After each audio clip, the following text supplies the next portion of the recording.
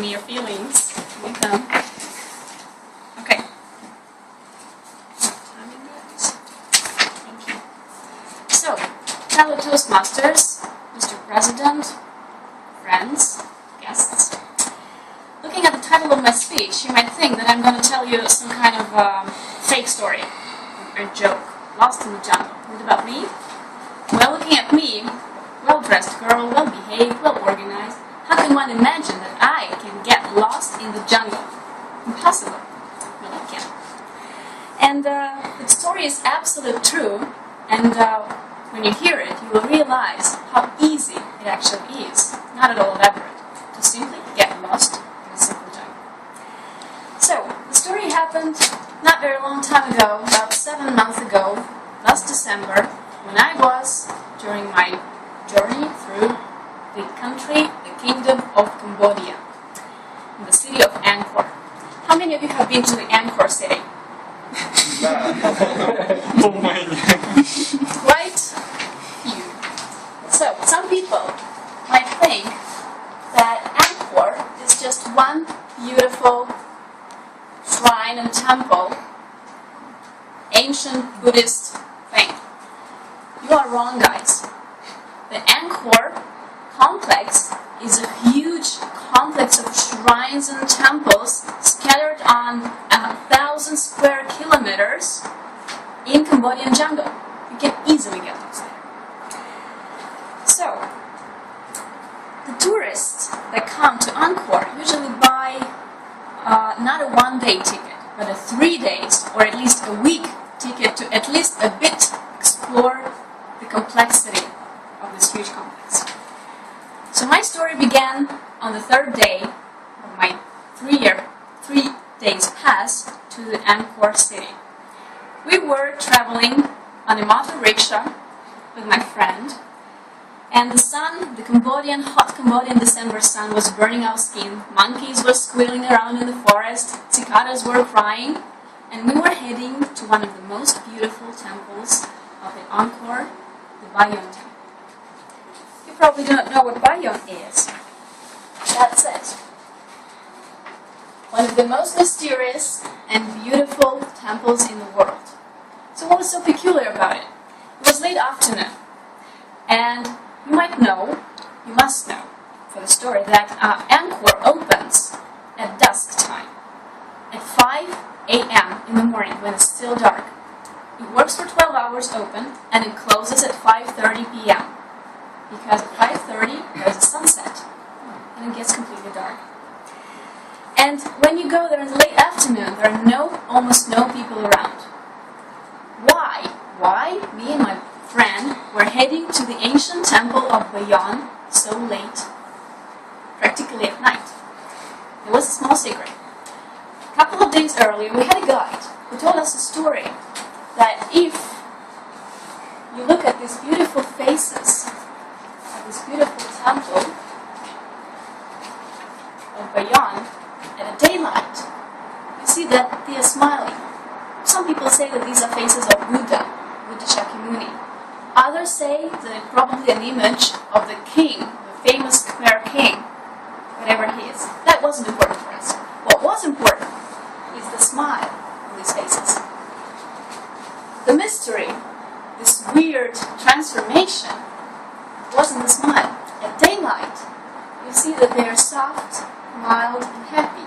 But at night, they become smirky grins, scary and dangerous. And he told us, beware of this, stay away, it might be dangerous. Hard to believe, isn't it? So we decided to check this out. We came there. Our plan consisted of 2 main parts. The first part was to find a driver who would bring us to the Bayon temple somewhere around 4 p.m. in the afternoon. We found a guy named Long, Mr. Long. We said, Khmer people are not very good at English, but they are very easy to agree with. We said, Long, we go Bayon, then hotel. Okay? Okay, smile. Okay, good. How much? $10. $5. Great. $5. Good. Smile. Okay, Long, listen. We go there. You wait.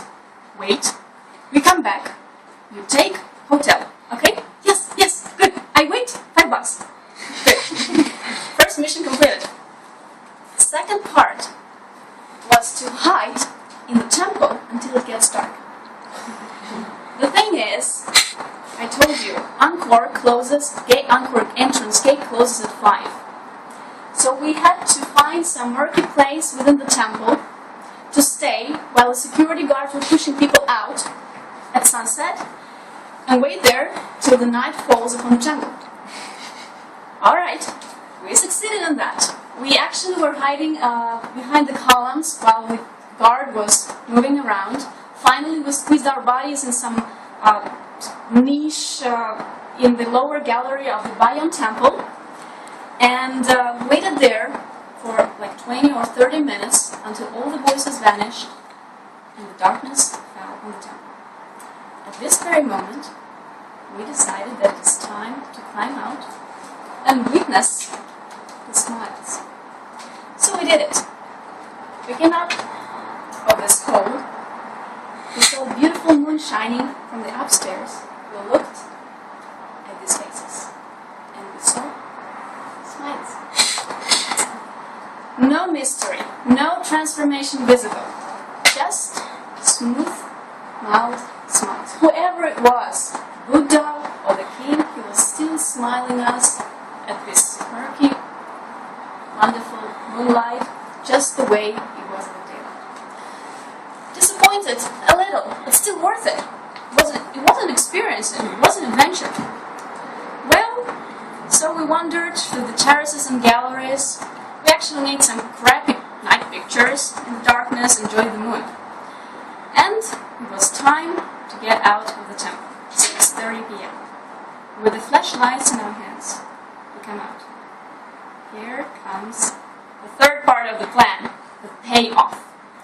We found ourselves in complete darkness, right in the middle of the noisy jungle, with no one in visible distance around us, no light and no person, just the jungle singing, and the moon. We stood there for a couple of minutes, thinking, okay, here's the plan B. We took out our phone, smartphone. No use, no connection. We actually started to cry and shout, but actually, jungles are so noisy, so no one can hear you in the middle of the forest at night. So the only thing we had left is to walk slowly and sadly with the lights in our hands on the road towards the gates of Angkor, 5 kilometers away from this place, in complete darkness. Well, yes, we were lucky. In 10 minutes, we found a motorbike. $5. 5 minutes of begging, please bring us somewhere out there, and he brought us to the Angkor temple. This one. Another small road, and another, lights, and another bike, the second one. $5, 15 more minutes, and we're back safe to the hotel. The story ended successfully. And you know what? The moral is that, yes, pre-plan better. Think of more steps you need to take. But still, well, that was poor organization. And also, I think it was some bad luck. But I still think this guy, whoever it is, Buddha or a king, he probably punished 2 cheeky tourists for disobeying the rules.